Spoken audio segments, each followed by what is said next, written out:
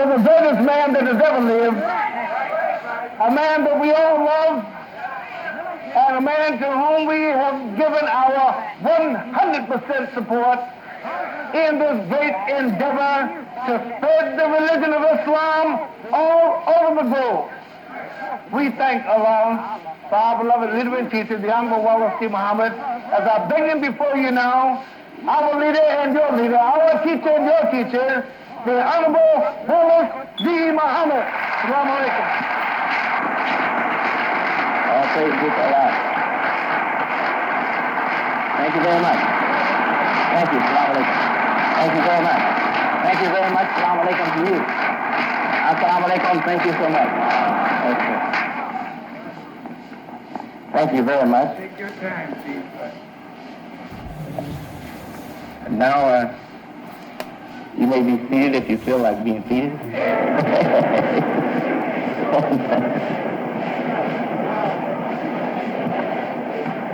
All praise is due to Allah.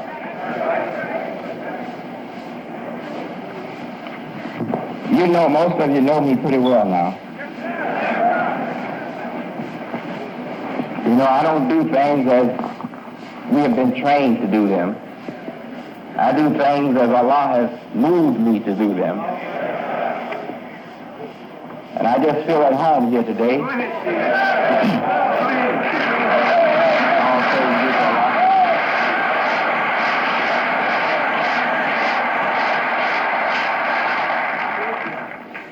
So I'm going to behave like I do when I'm at home. And that is, I'm not going to try to walk the chalk line, be rigid and formal. I'm going to relax as I do when I'm at home. And the first thing I want you to do is to tell you that I got some comfortable shoes on here. Now,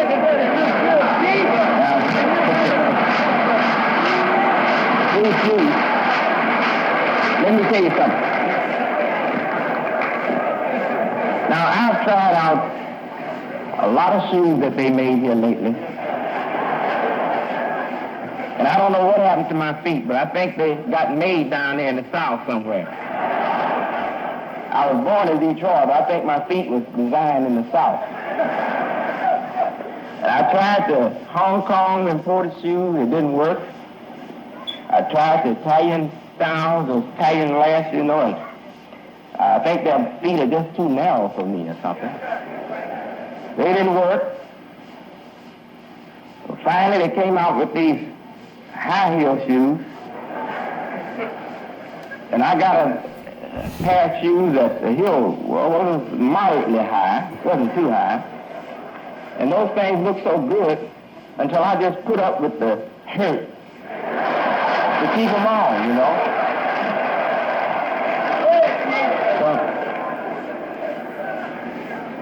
Walking around in the house with those shoes off, gradually my love for their look grew less than my tolerance for their hurt. So I told Brother Correspondent Shaggy, who used to be Assistant Secretary to the National Secretary Abbas Rasul, hard-working, very good brother. I told him, I said, I heard about these earth shoes. I said, I need a comfortable shoe. So he went out, he came back with a pair of earth shoes. And we went on our trip. You're going to hear about this trip, too, later. While I was on the trip, I kept in touch with you by writing. I would just write something to the believers. And each day almost of the trip, I wrote something to the believers. So after maybe a week or so, or a few weeks, before convention time, I'm sure, we're going to have these writings printed up so you can get your message or your letters that I was writing.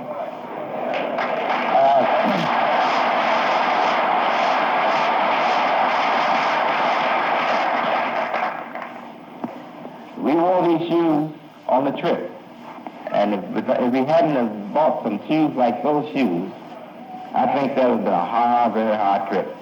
Because we were in the back part of the country a lot, around hilly places and walking in fields and whatnot. We had to climb ancient ruins, the pyramids of the ancient Maya Indians in South America, in Mexico, pardon me. And we had a lot of hill climbing to do and whatnot. So if I hadn't had shoes like that, I think I would have probably just terminated the trip short of the time that we had planned to spend out. Now these shoes, they call them earth shoes. The only thing I don't like about them, they're ugly, you know.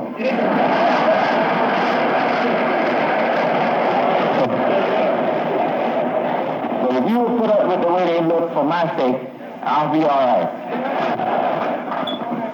Because after all, a man put on pretty shoes so that others will accept the way he looks, you know.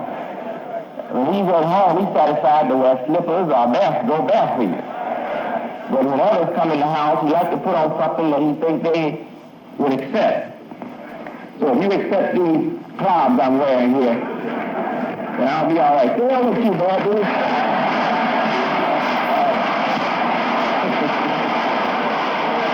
Yeah, you too. Yeah, stay on with you, boy. I think we'll pass.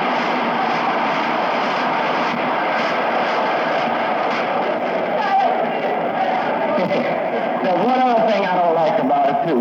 They have named these shoes earth shoes. And the only earth shoe there is the shoe that goes earth shoe. That's your foot. That's the earth shoe. But not your foot that the originator designed and made for us. Why is it an earth shoe? Because it doesn't break down on the earth. All these other shoes, the earth wear them out. But that shoe that Allah made originally for us, you can walk and walk and walk, and the soul never goes in its limit.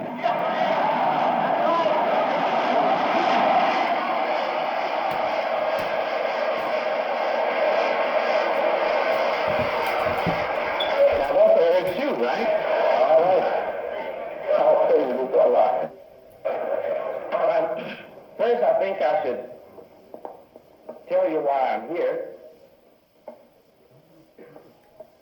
There's always a reason for me to be here, but we have a special purpose in coming today. And I think I should tell you,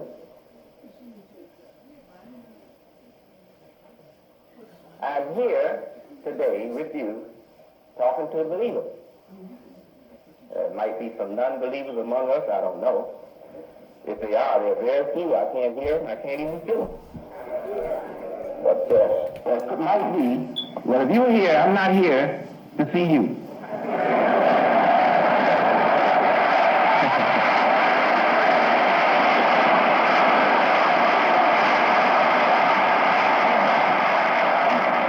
I come here to visit the believers. Those who trust righteousness and truth, freedom, justice, and equality, and not the foolishness that this world has established and put in our faces for us to follow. So I'm here for those. They are my people, and I am their people. All praise due to Allah, and I'm sure that we'll get along well. Those of you who don't believe, if you're interested, then listen. And I hope if you've not become believers, that maybe today you will become believers. But don't think now that I am responsible for the hurt that's going to come on your mind. While I'm talking here this afternoon, I've already told you that I didn't come to see you and I'm not talking to you.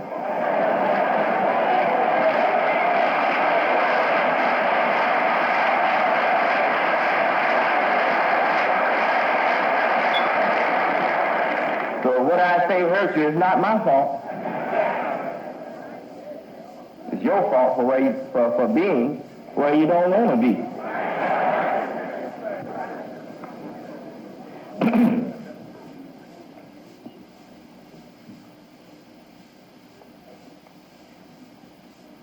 I'm here, brothers and sisters, to teach this mission, this message.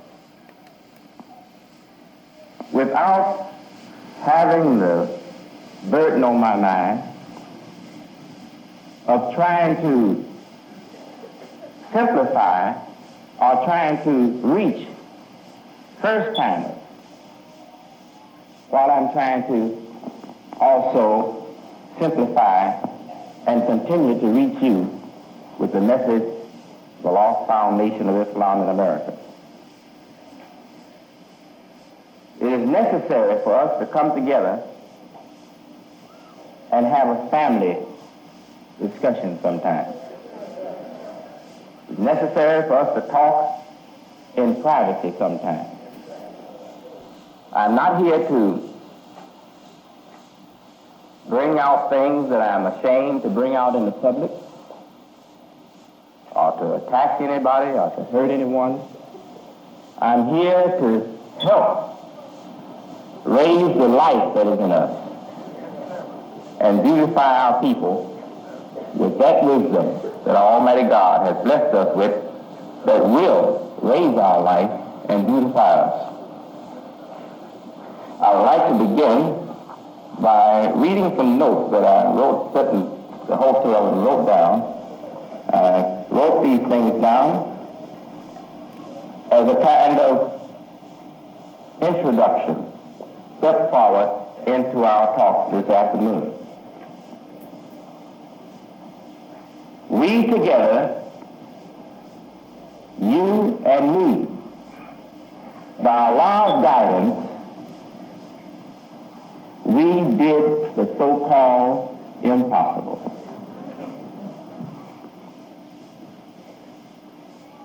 We convinced nations that we so-called Negroes of the lost foundation of Islam in America, formed under the leadership of the Honorable Elijah Mohammed, may peace be on him, that we, the Iranians,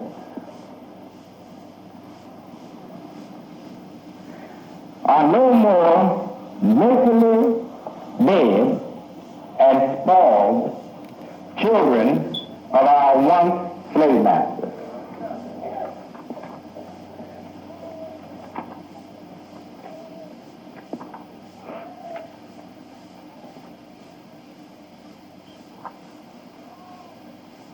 We proved that for the new Muslims in America, the days of need for baby bottles and pacifiers of the drastic Caucasian mind is over. No longer do we put our trust in the shelter and in the parental guidance which has been used by the drastic Caucasian world for over 3 centuries to keep so-called Negroes religiously blind, mentally deaf or dead, divinely and socially dumb. We have proven to the world that we don't need it anymore. How have we proven this? We have proven it by doing what I call, and I repeat, the impossible. We have a history, a record, a reputation, a name for being people that can't follow our own leadership. We have a history for being a people that can only follow outside leadership. It can be Caucasian, Asian, it can be African, but not so-called Negro. We just can't follow that kind of leadership. Now, you may say, well, we followed Marcus Garvey. No, you didn't. A very, very, very, very few of us followed Marcus Garvey.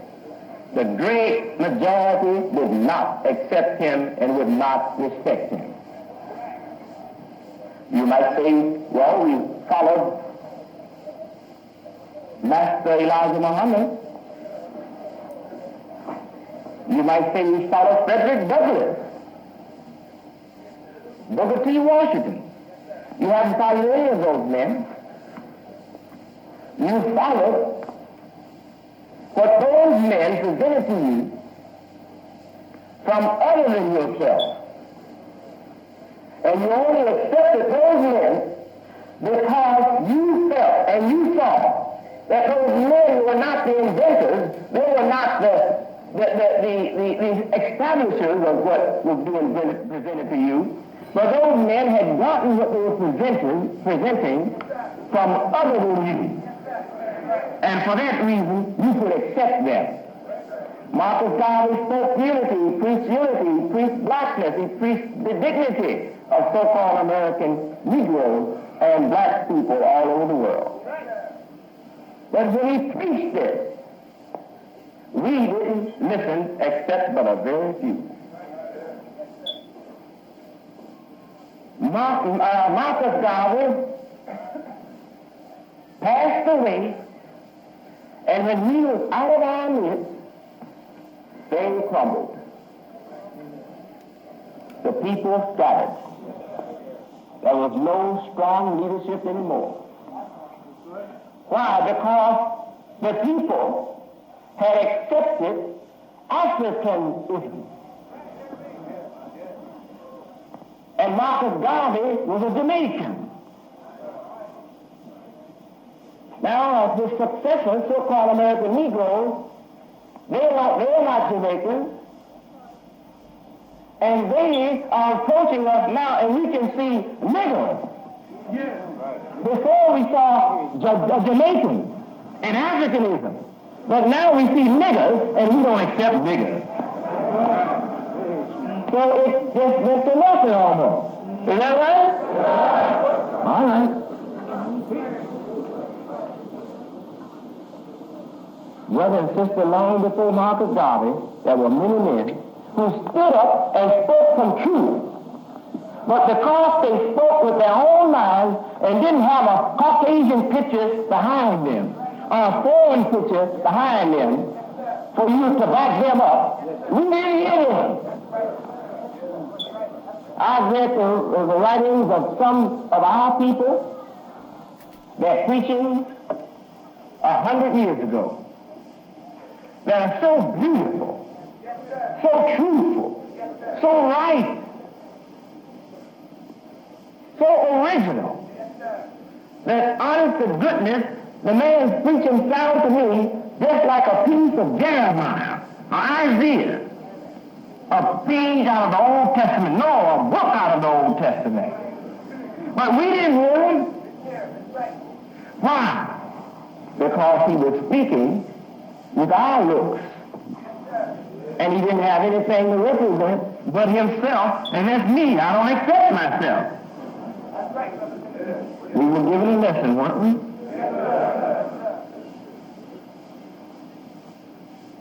Says, why does he fear now? Since he's a big man. Answer, because the devil taught him to eat the wrong food.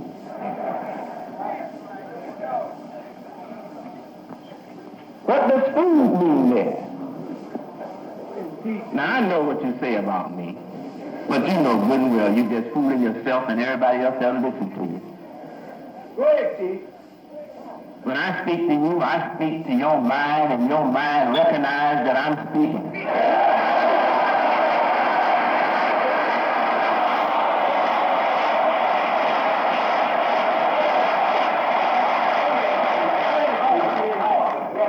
I've heard the charge that minister is changing everything.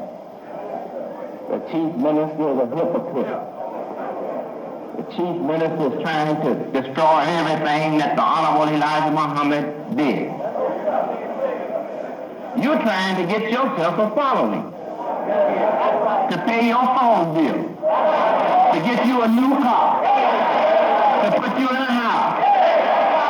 You just can't make any progress spiritually, morally, mentally, nor physically, and you're going to lie and cheat and lie and pretend to be something you are not, and even distort the truth that I preach to get what you want, and it's just a bucket full of material trash.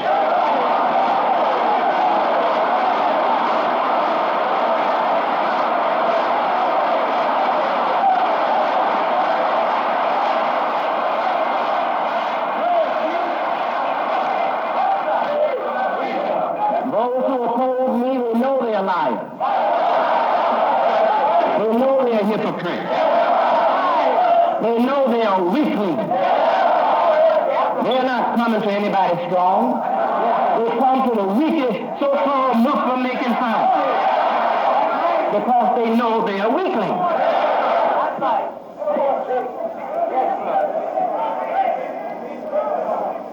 All praises is for Allah. What does it mean now?